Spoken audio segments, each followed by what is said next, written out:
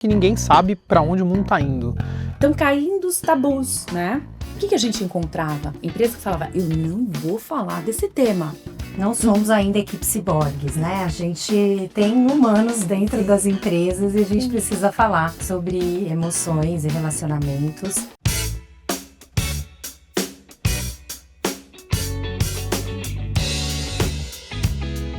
Olá pessoal, espero que todos vocês estejam bem. Eu sou a Mariana Poli, gerente de comunicação e conteúdo da Flash.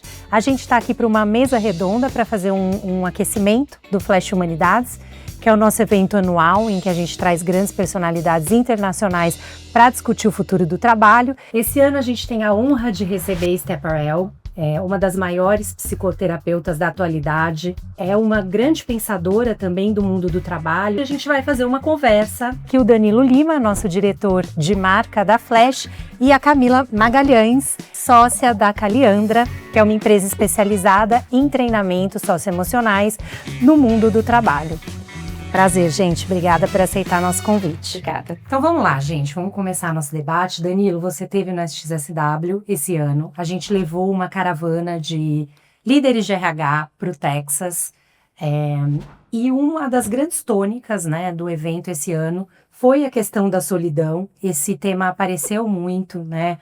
A questão da solidão, da atrofia social. Vários dos palestrantes, incluindo a própria Esté, falaram sobre isso. Então eu queria que você contasse como que isso apareceu lá, como foram essas discussões, né?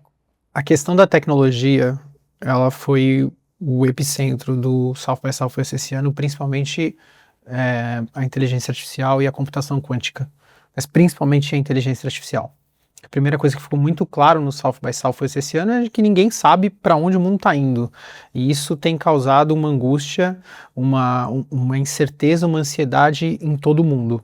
Quem estava no palco, quem está sentado na plateia, estava tendo que lidar com a mesma ansiedade de não saber para onde está indo o futuro. Então isso ficou presente muito forte em todas as discussões que a gente participou.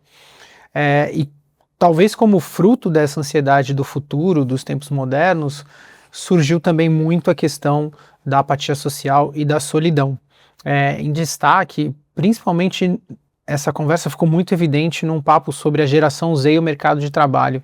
Como é que a geração Z que está chegando no mercado de trabalho está tendo que lidar cada vez mais com essa emergência muito presente das telas e como essa profusão de telas tem levado também a uma solidão e um distanciamento social muito forte. O Scott Galloway também falou muito disso, quanto que a geração dos homens em especial está cada vez se relacionando menos, está sofrendo muito mais com os relacionamentos que estão ficando cada vez mais em casa, menos interação.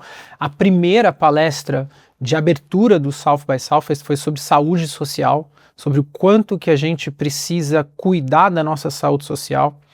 Então, pra você ter uma ideia, se a primeira palestra do evento inteiro foi sobre isso, é porque o tema era muito importante. E acho que tem um assunto que ficou muito claro, né, nesse tema de solidão e de apatia social, é o choque intergeracional que existe, porque a geração Z está lidando com isso porque nasceu com isso, tendo que lidar no ambiente de trabalho com um boomer que está lidando com isso de uma outra forma. Então a gente está vivendo um caldeirão no ambiente de trabalho de tecnologia, de emoção, de multigeração, visão cultural, que acho que a gente nunca viveu na história. Camila, na Caliandra, vocês fazem um trabalho super legal, né? Vocês levam a questão da saúde emocional para grandes empresas, para líderes. Como é que você está vendo isso dentro das empresas, né? Isso que o Danilo comentou, como é que vocês estão enxergando isso? E também, talvez, trazer um pouco de como que vocês têm orientado os líderes, os RHs, né? As empresas nesse caldeirão que o Danilo trouxe aqui. Sim, tem sido um desafio para a saúde mental, porque isso é novo também para os novos códigos de cuidado de pessoas, de empresas. Então a gente sabe que a prática ela tem vindo antes até mesmo do que os dados, porque os dados não são capazes de perceber aquilo que no dia a dia a gente já está conseguindo sentir, cuidar. Então o que acontece? Tem uma crise no individual, né? As pessoas extremamente angustiadas, então elas são solitárias, além disso, assim, na multidão, né? Porque elas ficam o tempo todo em contato com muitas pessoas, ou com a vida de muitas pessoas, fazem uma rotina muito angustiante, um país que tem um acesso à internet de muitas horas comparado a outros países do mundo, né? 8, 9 horas. É muito tempo, com um sono muito prejudicado, e ela vai para o trabalho, então, em primeiro lugar, com essa bagagem, quer dizer, de uma vida esvaziada, né? Achando que ela está em contato com muitos assuntos, mas na prática ela está pouco desenvolta nessas questões, né? No contato humano. E aí ela encontra no trabalho, que seria um segundo ponto, pessoas se sentindo da mesma maneira, né, com outras questões interpessoais, na criação dos filhos, com dúvidas, sem saber o que ela cobra de si, da escola, de outros ambientes que também estão passando por uma série de transformações e que a gente vê perdidos, né, nessas práticas com essas crianças, com esses adolescentes. E aí vem, por fim, a iniciativa da empresa, que fica tentando também, com as regras do passado, unir, né, percepções e exigências a partir de pessoas que passam a maior parte do seu tempo ali, né? Então, ela não vai, inclusive, a pessoa conseguir no trabalho suprir essa falta, porque se achava que a gente adquiria uma certa calma na vida a partir da nossa realização no trabalho. A nossa cultura ia muito por aí. E hoje a gente sabe que não pode ser por esse caminho. A gente tem que trabalhar os equilíbrios, né? E as relações nos ambientes, seja qual for, de amizade, de trabalho, no ambiente doméstico, que parta muito para uma comunicação real. Porque o que acontece? Se você cria um filho num código, então, que ele está nas redes, ele é incapaz de detectar o comportamento do outro, fazer uma leitura das pessoas, ter uma interação com elas sensível, né? Com esse olhar não tecnológico, que é feito tanto para te prender nesse sentido, né? De muitas horas achando que você está sabendo muitos temas e vendo muitas coisas, mas do ponto de vista prático isso está extremamente esvaziado. Então, acho que essa questão do social, que o Danilo comentou, é muito relevante, porque as pessoas precisam retomar conceitos básicos e a empresa lidar com uma compreensão de que ela vai estabelecer ali no ambiente de trabalho um lugar para as pessoas verdadeiramente poderem se comunicar. Então, trazer para o real, né? Por que eu digo isso? Porque a comunicação em casa, a comunicação no trabalho, abrir espaços, né, para troca, para as pessoas serem participativas, é muito interessante, né, porque essa participação também ela foi ficando esvaziada. E a gente entender que é o sujeito dentro de uma família, dentro de uma cidade, né, dentro de um trabalho, dentro de um país que se relaciona também e que se angustia com várias crises, né? Então, acho que só para completar, a gente tem que pensar que são várias angústias que a gente vive, uma insegurança alimentar, uma insegurança ambiental, uma insegurança sobre o trabalho que você falou. Então, culpabilizar só o trabalho, colocar ele no cerne, é fazer com que as empresas também se angustiem como estruturas. Mas ela tem que tomar cuidado para não entrar nessa angústia. Ela faz parte desse ecossistema. Então, eu acho que é aí que a gente tem que começar a pensar de uma forma mais complexa, né? Mas nem culpabilizar as pessoas, nem olhar só para esse estresse geracional, né? Nem só olhar pelo viés da empresa. É a gente começar a fazer ligações entre todas essas estruturas, né? Não, parece algo difícil, mas se você vai criando culturas organizacionais, individuais, de diálogo, de construção, de como a gente quer que funcione esse ambiente, você consegue resultados bastante interessantes. Não culpabilizando um só, né, um integrante desse processo, mas olhando isso de uma forma bastante global e social. A tecnologia, ela não vai dar conta, eu acho, né? Não. De resolver essas questões. Então, a gente aqui na Flash tem a missão de desenvolver e construir uma tecnologia que seja capaz de resolver as questões operacionais do dia a dia, liberar tempo, espaço, né, para que as pessoas possam ter tempo para fazer um trabalho mais criativo, estratégico. Mas eu acho que vai estar na mão de nós mesmos e dos líderes, né, Camila? Fazer isso acontecer. Mas na prática, o que você acha que a gente já pode fazer? Assim?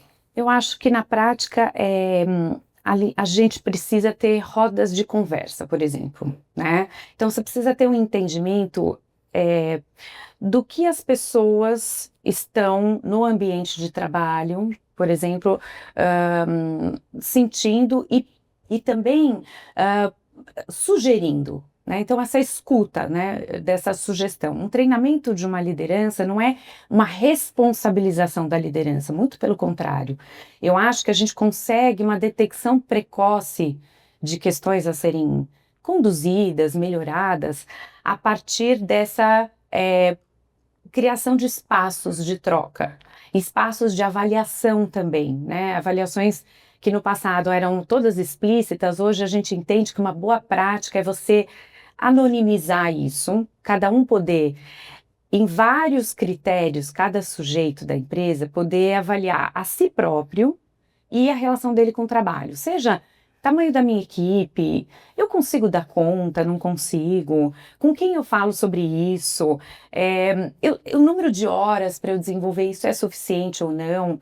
Ao contrário do que se pensava que falar sobre esses temas iria gerar um problema, hoje a gente sabe que não, que a segurança psicológica, que foi muito falado no evento também, é você poder, primeiro, ter um lugar onde você faz essa escuta das pessoas, mesmo que seja através de questionários, por exemplo.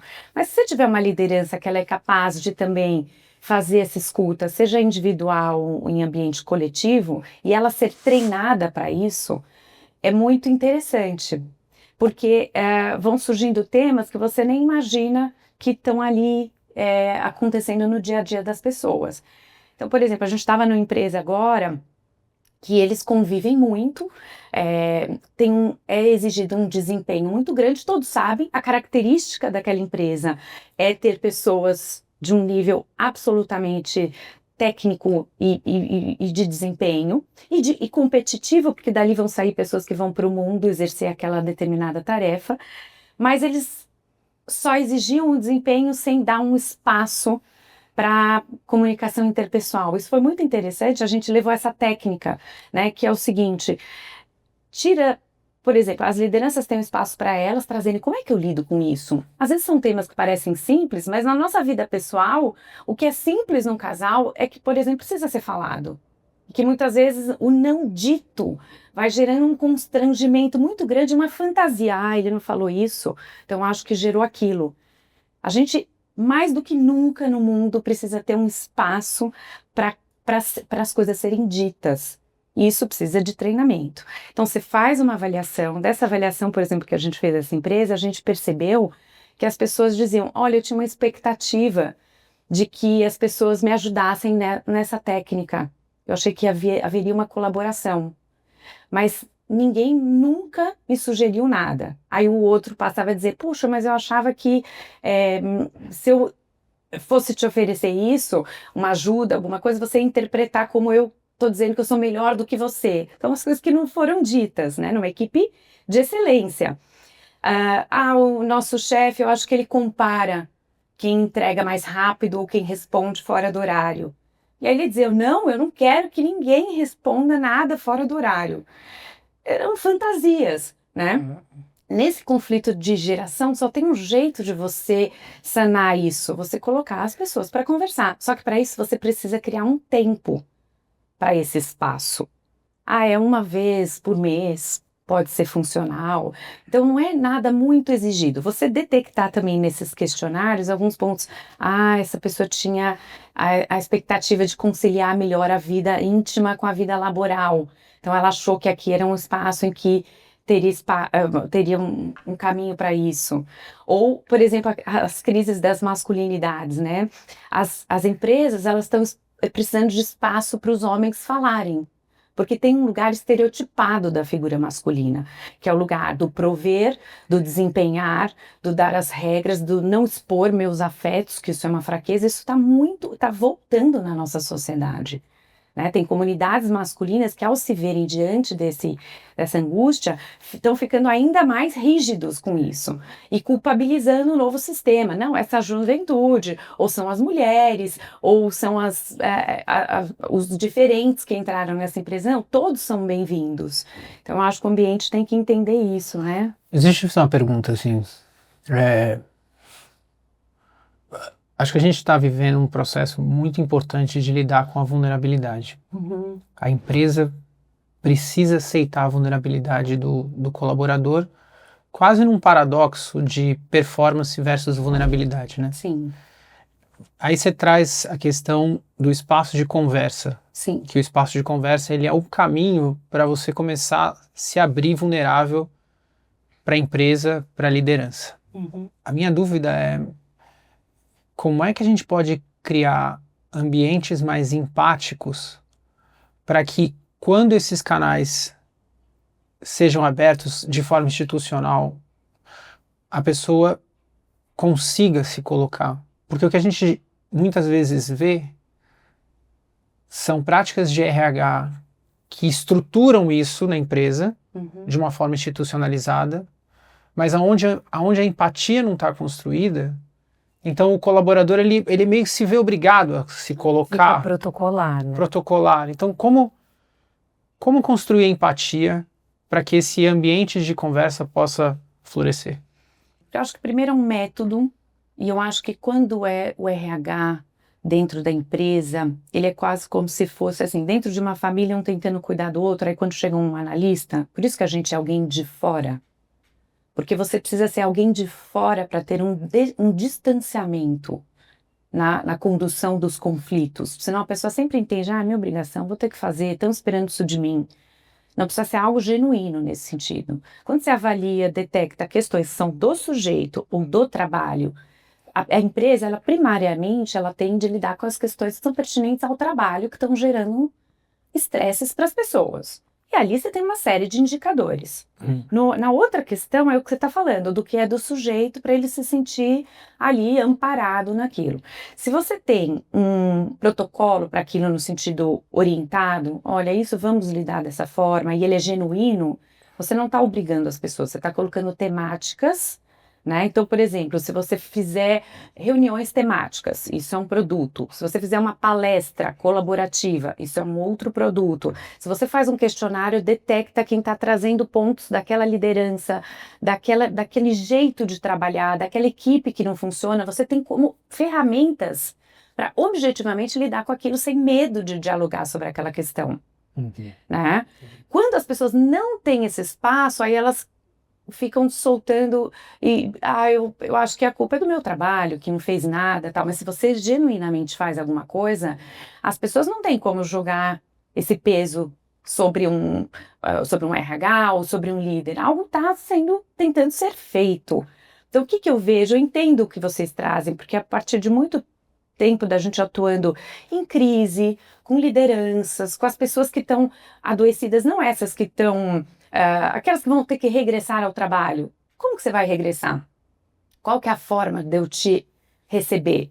E a gente ser objetivo, porque hoje em dia colocou tudo na conta ou do sujeito, ou da questão de saúde mental, mas tem um lugar da empresa que é formal, de exigência, né? Muitas vezes a pessoa, não queria estar passando... Eu sou médica e lidamos com uma crise num hospital grande de São Paulo, referência no mundo. O que acontece? A pessoa diz, eu estou muito estressada, tem muitos plantões. Sim, mas você é médico. Essa é uma característica da sua profissão. Eu não sei se dá, em épocas de crise, Covid, os plantões foram espaçados, porque a gente ouviu no treinamento da liderança, quais estão sendo as suas dificuldades? Olha, então que as pessoas não querem fazer esse plantão, um na sequência do outro. Eu falo, será que precisa ser nessa sequência? Porque me parece que o trabalho deles aumentou muito. Aí quando fazia o questionário e as rodas de conversa, detectava que eles ficavam 5 horas antes no alerta e de repente o plantão de 24 horas eram 24 horas de alerta. Ninguém funciona. Não dá para voltar no padrão, né? A empresa é um lugar vivo e é um lugar feito por pessoas, né? Então eu acho que é ali a tua oportunidade mesmo de ir produzindo um amadurecimento conjunto, mas para que ninguém só se vitimize ou se coloque como uma coisa muito rígida, institucional. Isso precisa haver uma programação, um diagnóstico, uma forma de você lidar com quais são os pilares mais complexos, dar espaço, né, para as pessoas dialogarem. E isso vai funcionando. Então, por exemplo, na minha prática pessoal, que sou psiquiatra, e a gente tem uma equipe grande de várias especialidades, aquela psiquiatria de antes, aquela saúde mental, ela não é a mesma. Por quê? Porque hoje as pessoas vão trazer esses problemas que você falou. O que vai ser da minha vida? Ou os adolescentes hiperconectados. Eu não sou essa pessoa. Ou como eu faço uma amizade, né? Tudo isso vem ali, a gente está estudando então a hiperconectividade, a gente está estudando o ChatGPT, como o ChatGPT tem um papel fantasioso para a pessoa ter um autocuidado ali, quase como se fosse um oráculo, né? Então são temas que a gente vê na prática do dia a dia e que a gente já dialoga para saber como a gente vai conduzir. Então esse é o nosso diagnóstico. Como estratégia, a gente resolveu fazer mais reuniões temáticas e clínicas e discutir e termos disparadores para aquilo. Vamos assistir todo mundo essa semana, na hora que lançar a adolescência. Porque a gente vem há 2 anos falando, não vai dar certo. Não, esse mundo está culpabilizando os adolescentes, hiperpatologizando esses adolescentes. O que acontece? As pessoas vão para o trabalho preocupada com seus adolescentes em casa. Ela não consegue nem trabalhar com as questões deles. Então, às vezes, o que a gente vai trabalhar na empresa não necessariamente é um tema da empresa, é um tema da adolescência. Ok. Sim. Porque eles estão precisando se paramentar de outros temas para lidar ali, putz, eu já sei como eu vou fazer em casa em relação a isso. Esse exemplo da adolescência e de fazer as pessoas assistirem em time é um tipo de treinamento prático? É um tipo de treinamento, é um tipo de possibilidade de você dar essas dicas para essas conduções, né, de vida dentro de casa. Como eu vou organizar meu tempo, a divisão entre a vida pessoal e laboral.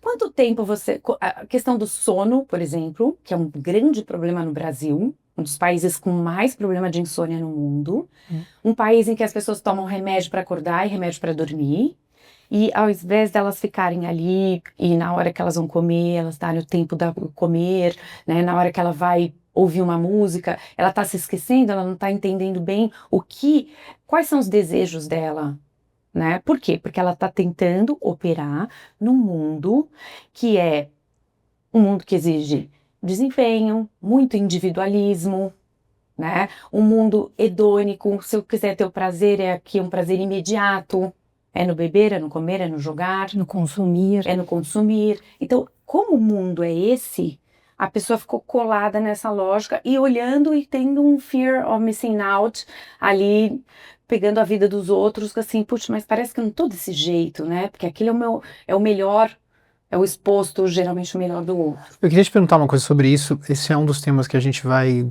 discutir do Flash Humanidades. Tá. A gente já viu o roteiro. Sim.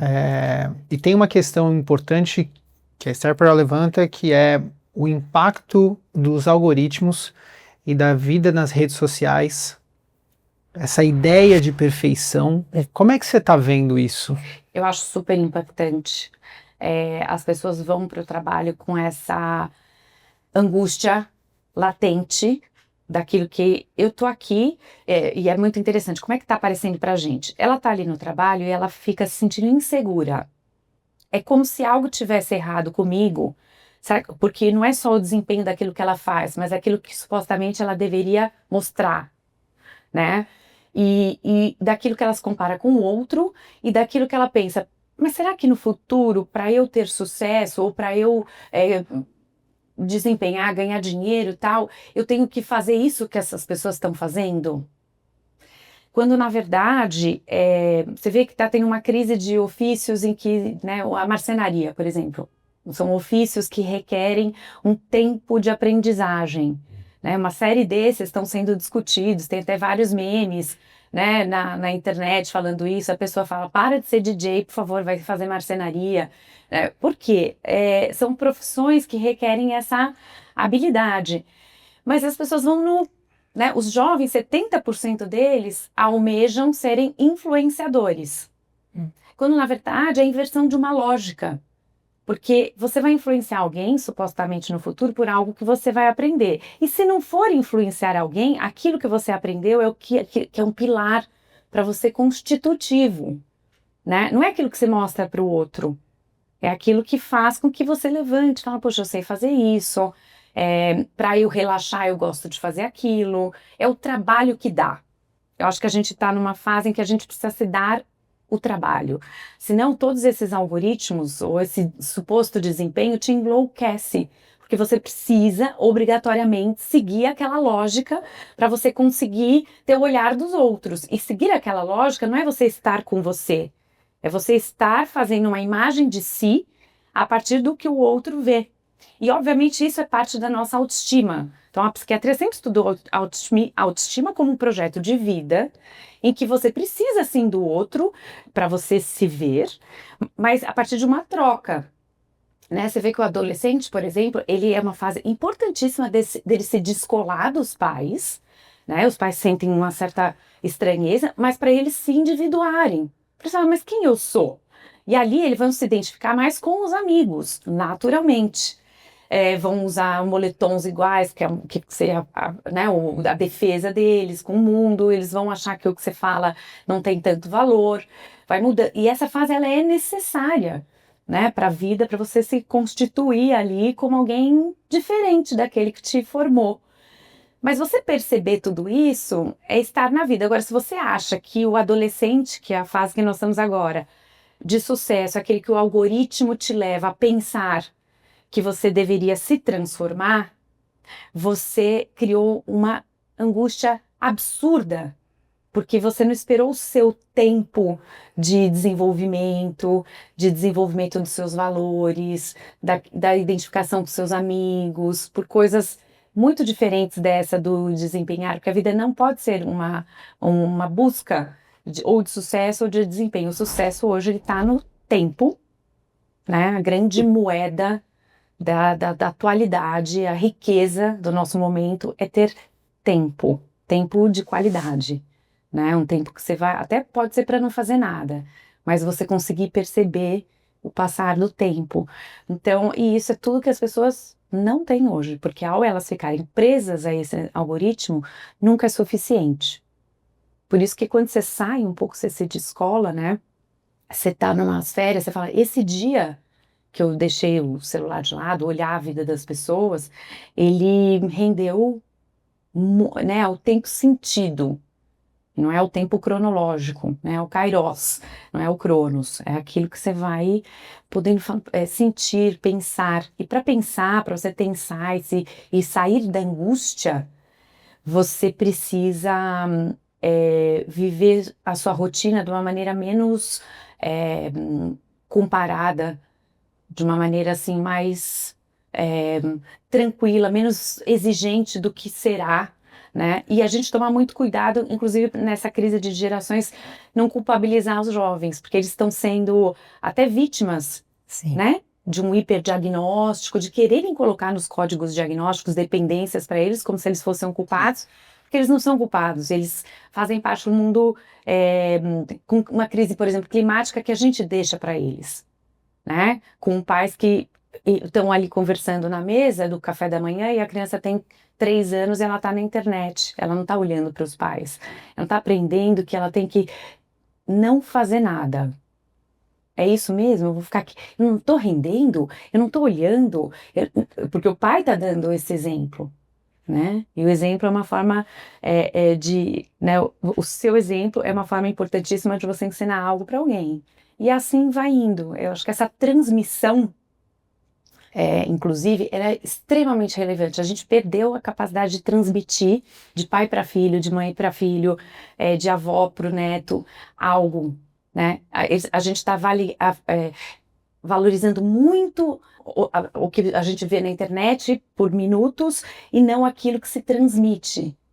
E a gente sabe que aquilo que se transmite tem um poder absurdo. Gente, isso aqui é só um aperitivo do que a gente vai discutir no Flash Humanidades. É, assim, um tema realmente fascinante, né? De se propor a discutir emoção, relacionamento e como a gente, né, vai navegar, não só no trabalho, mas nas nossas vidas, diante desse avanço avassalador das tecnologias, né, especialmente a inteligência artificial. Eu preciso fazer uma pergunta, Tá, porque eu escuto isso tá. e eu acho que quem está ouvindo nos seus aplicativos móveis ou telas deve estar sentindo uma angústia danada, Tá. porque o mundo está capotando, a gente está capotando dentro de casa e quando você traz esse diagnóstico para a luz, fica ainda mais evidente que Tá. o mundo está capotando.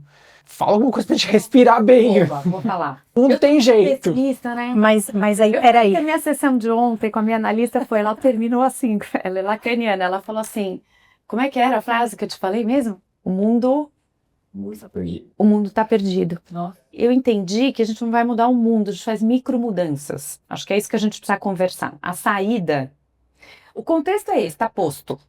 Eu acho que a grande resistência tá aí. Não vou entrar nessa. Eu tenho um tempo para me dedicar a esse celular. É porque ele é maravilhoso para um monte de coisa, mas ele é péssimo para um monte de outros. Se você deixar, você não sai dali. Uma das falas que a Esther Perel trouxe esse ano no South by Southwest e eu achei bem transformadora, de que tem aquela máxima, né? A gente precisa viver o presente, né? Mas mais do que isso, ela colocou isso em algum momento na conversa, assim, que emoções que você decide viver no momento. Isso. E essas emoções são a premissa da tua realidade. Então, quando você se coloca no papel de protagonista, de olhar para suas emoções e não de vitimizar suas emoções, dizer assim, olha, isso aqui é importante, mas eu não quero seguir sentindo isso, eu vou virar e vou sentir isso, você transforma a realidade. Sim. Então, o papo do Flash Humanidades é sobre o papel das emoções no trabalho. E aí a provocação é como é que os líderes conseguem domar esses leões internos das emoções para que eles criem a realidade do ambiente de trabalho. Fui muito profundo? Não, é Você importante. deu uma respirada, eu falei, ih, cara. Acho que a respirada, porque assim, os líderes são pessoas passando pelas mesmas questões. Deixar claro as expectativas, né? Que tem espaço para a gente lidar. As emoções, elas são importantes, mas elas não são postas a qualquer momento, a qualquer hora. Porque eu não vou isso. Isso tem que ter um lugar para ser cuidado, né? A gente tem que entender que no trabalho, eu espero isso, as reuniões, elas são importantes, elas não vão ser muitas, mas para a gente alinhar uma série de coisas e buscar aquilo que foi delineado e não aquilo que é jogado de uma forma que é muito da cultura atual, né? estruturada também, né? Estruturada. Então, é a gente voltar para algo mais simples, vamos dizer assim, né? Planeja um trabalho, coloca os objetivos e espera que as pessoas possam, ao longo do processo, ter uma hora, um lugar para elas darem essa devolutiva para você. Se a pessoa sentir que ela tem essa autonomia, que ela pode dialogar, primordialmente começa no trabalho. Depois tem as questões que são próprias do domar, que você diz, né? Do emocional dos outros. Qual é o preparo da liderança? A gente tem um quadrante que é assim, tem aquele líder que ele é a causa do problema. Infelizmente, é ele. Então tem que ter uma outra pessoa na empresa identificada que vai suprir esse lugar. E tudo bem, essa pessoa não tem, ela é daquele jeito, ela não vai mudar, né? Mas ela, no trabalho, ela é capaz de não atuar dentro daquela característica complexa dela, ou manejar, alguém está manejando? Sim, então a gente identifica essa pessoa. Tem outro, aquele líder, que ele é ótimo para isso, para conduzir equipes, para sacar, né? Ele foi se habilitando para isso. Mas ele vai encontrar do outro lado alguém que não quer falar. Não quero. Mas ele vai, então, deixar claro aquilo que ele percebeu, um ambiente íntimo, nunca exposto, porque também a gente vem da cultura da exposição, fala tudo, qualquer momento, qualquer hora, de qualquer jeito. Não. Existe uma prática, um treinamento para isso, né? A hora certa e o jeito para ser falado. Existe aquele outro que é o perfeito, é que ele quer falar e o outro quer ouvir. É a combinação perfeita. E um último quadrante são as empresas que o líder não fala, não quero saber, aqui não se fala disso, e as pessoas também não podem. aqui é a bomba. E eu acho que é bastante comum, porque a gente não está habilitado e habituado a falar de emoção dentro do trabalho. A gente fala de meta, a gente fala de resultado, a gente fala de prazo. Vocês não estão trazendo um evento Humanidade? Sim. Em que está começando a se falar isso e as pessoas poderem pensar, elas não precisam ter respostas imediatas, elas precisam ser provocadas para elas encontrarem na sua intimidade uma solução pessoal, né? E no trabalho, formas de desenvolver isso dentro dessa complexidade que eu falei, né? E isso, a cultura da empresa vai mudando com o passar do tempo. É muito mais interessante numa empresa jovem, porque é uma construção que está se fazendo. Se em pouco tempo vocês são enormes, mas já tem um assunto em pauta, isso mostra que assim, a gente vai falar disso. O que a gente encontrava? Empresa que falava, eu não vou falar desse tema. Não fala dele. Estão caindo os tabus, né? Então, acho que a empresa é um lugar importante para a gente existir. É um lugar importante pelo OMS para a gente detectar precocemente quem precisa de ajuda. Acho que é isso que a Caliandra tem tentado fazer, né? E tem sido muito interessante para nós, porque é um ambiente que eu posso proliferar mais medidas e impactos, né? Do que no 1 a 1. E eu acho que a gente tem que saber que nunca a gente vai estar completo. Essa angústia faz parte de nós. Mas falar sobre isso é a busca de um caminho, né? Cada um vai saber para si o que te regenera, né? Para mim é ir surfar. Nossa, isso é tão valioso, né? Para o outro é ler. Mas a gente precisa realmente buscar isso, porque eu comentava com você antes de começar, se os livros mais lidos no Brasil no último ano, os 3 primeiros foram livros para colorir e os outros livros para autoajuda, então peraí, tem algo que as pessoas estão querendo apagar, mas as soluções elas têm que ser mais profundas. Quero ir num show, eu tenho que me programar. Eu quero ter esse amigo, eu tenho que convidar, né? Eu tenho que responder. Eu quero ter um relacionamento bacana, eu vou ter que conversar. E isso é que é valioso. Esse repertório é valioso. A gente precisa agir também, né? E acho que o Flash Humanidades, essa grande conversa sobre emoções, é um primeiro passo no sentido de falar sobre o tema, né? Porque é preciso alguma coragem também de tirar as emoções de dentro do armário, dentro das empresas e fazer essa grande discussão, porque dados do Ministério do Trabalho recente mostram que o ano passado a gente teve mais de praticamente 500 mil de pessoas se afastando do trabalho por questões de saúde emocional. Sim. Né? Existe uma lei no Brasil, a NR1, que vai entrar em vigor, já está, na verdade, precisa ser regulamentada, para que as empresas olhem para isso, né, de maneira mais consistente. Então, a gente precisa, sim, falar sobre isso, né, de maneira mais aprofundada. E a gente já está chegando aqui na reta final. Eu queria perguntar para o Danilo, e depois a gente encerra aqui com a Camila, sobre a Stepperell, que é a estrela desse evento. Vou fazer um convite aqui, quem não for a Humanidades, a gente vai ter uma cobertura ali em tempo real, nas nossas redes sociais, no nosso blog, então a gente vai repercutir, vai compartilhar os aprendizados e tudo que vai rolar ali na noite do dia 22 de maio. Então fiquem com a gente no dia 22, porque vai ter bastante conteúdo sendo produzido. Mas, Danilo, eu queria que você, né, no caminho aqui que a gente está encerrando, e sobre coragem, em trazer esse nome, por que a Flash decide fazer isso, né? Por que uma marca como a nossa, de tecnologia, decide falar de emoção e trazer a Stepperell para um evento como Flash Humanidades? A Flash tem uma missão de tornar mais leve o ambiente de trabalho, né? Seja através da simplificação da burocracia, seja através de uma discussão profunda entre a tecnologia e os conflitos humanos dentro do ambiente de trabalho. O Flash Humanidades é uma forma da gente contar essa história.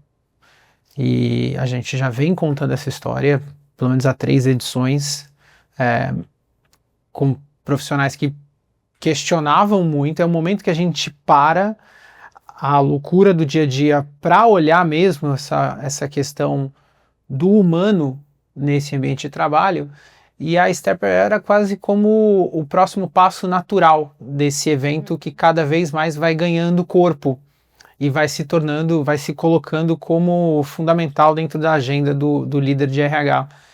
E quando a gente chegou no nome da Esther Perel, a gente também sentiu um frio na barriga, porque ela atua nessas duas frentes, o relacionamento entre casal e o relacionamento dentro do trabalho, mas por trás dessa discussão tem o papel fundamental da emoção e de olhar para a saúde mental.